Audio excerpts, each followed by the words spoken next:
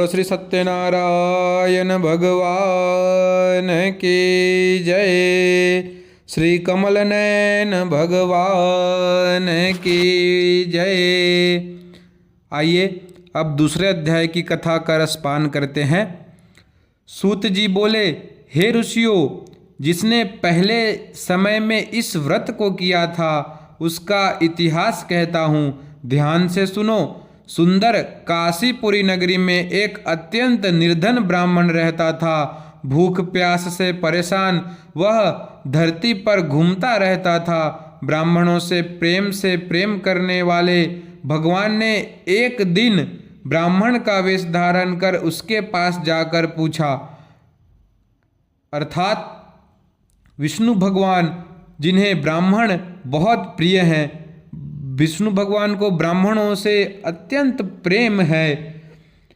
ब्राह्मणों से प्रेम करने वाले भगवान ने एक दिन ब्राह्मण का वेश धारण कर उसके पास जाकर पूछा, हे विप्र, नित्य दुखी होकर तुम पृथ्वी पर क्यों घूमते हो? ब्राह्मण बोला, मैं निर्धन ब्राह्मण हूँ, भिक्षा के लिए धरती पर घूमता हूँ।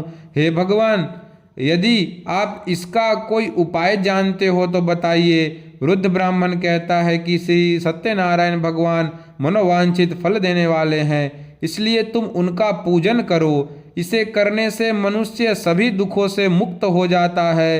वृद्ध ब्राह्मण बनकर आए सत्यनारायण भगवान उस निर्धन ब्राह्मण को व्रत का सारा विधान बताकर अंतर्धान हो गए।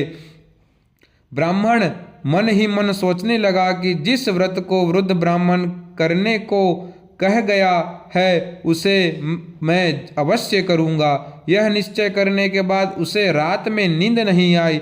वह सवेरे उठकर सत्यनारायण भगवान के व्रत का निश्चय कर भिक्षा के लिए चला गया। उस दिन निर्धन ब्राह्मण को भिक्षा में बहुत धन मिला, जिससे उसने बंधु बांधवों के साथ मिलकर सत्यनारायण भगवान का व्रत संपन्न किया।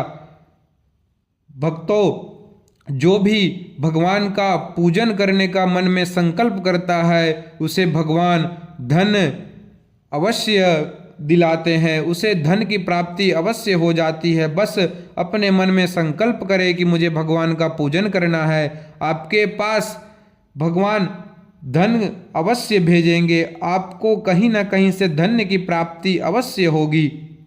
भगवान सत्यनारायण का व्रत संपन्न करने के बाद वह निर्धन ब्राह्मण सभी दुखों से छूट गया और अनेक प्रकार की संपत्तियों से युक्त हो गया।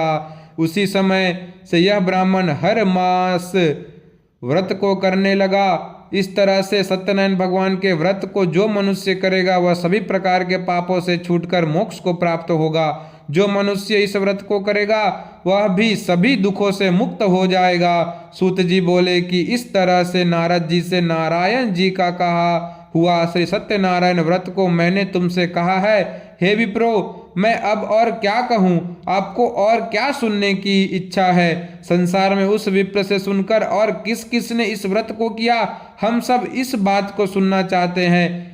इसके लिए हमारे मन में श्रद्धा का भाव है। सूत जी बोले कि हे मुनियों, जिसने इस व्रत को किया है वह सब सुनो। एक समय वही विप्र धन व ऐश्वर्य के अनुसार अपने बंधु बांधव के साथ इस व्रत को करने को तैयार हुआ। उसी समय एक लकड़ी बेचने वाला बूढ़ा आदमी आया और लकड़ियां बाहर रखकर अंदर ब्राह्मण के घर में गया। प्यास से दुखी वह लकड़हारा उनको व्रत करते देख विप्र को नमस्कार कर पूछने लगा कि आप यह क्या कर रहे हैं तथा इसे करने से क्या फल मिलेगा? कृपया मुझे भी सब मनोकामनाओं को पूरा करने वाला यह सत्यनारायण भगवान का व्रत है। इनकी कृपा से ही मेरे घर में धन धान्य आदि की वृद्धि हुई है। विप्र से सत्यनारायण व्रत के बारे में जानकर लकड़हारा बहुत प्रसन्न हुआ। चरणामृत लेकर वह प्रसाद खाने के बाद वह अपने घर गया। लकड़हारे ने अपने मन में संकल्प किया कि आज लकड़ी बेचने से जो धन मिलेगा उसी से श्री सत्यनारायण भगवान का उत्तम व्रत करूंगा। मन में इस विचार को ले बूढ़ा आदमी सिर पर लकड़ियां रख उस नगर में बेचने गया जहां धनी लोग ज्यादा रहते थे। उस नगर में उसे अपनी लकड़ियों का दाम पहले से 4 गुना अधिक मिलता है। बूढ़ा प्रसन्नता के साथ दाम लेकर केले, शक्कर, घी, दूध, दही और गेहूं का आटा ले और सत्यनारायण भगवान के व्रत की अन्य सामग्रियां लेकर अपने घर गया। वहां उसने अपने बंधु बांधवों को बुलाकर विधि विधान से श्री सत्यनारायण भगवान का पूजन और व्रत किया। इस व्रत के प्रभाव से वह बूढ़ा लकड़हारा धन, पुत्र आदि से युक्त होकर संसार के समस्त सुख भोग अंत काल में वैकुंठ धाम चला गया। बोलो श्री सत्यनारायण भगवान की जय, श्री कमल नयन भगवान की जय। हर हर महादेव, शिव शंभु।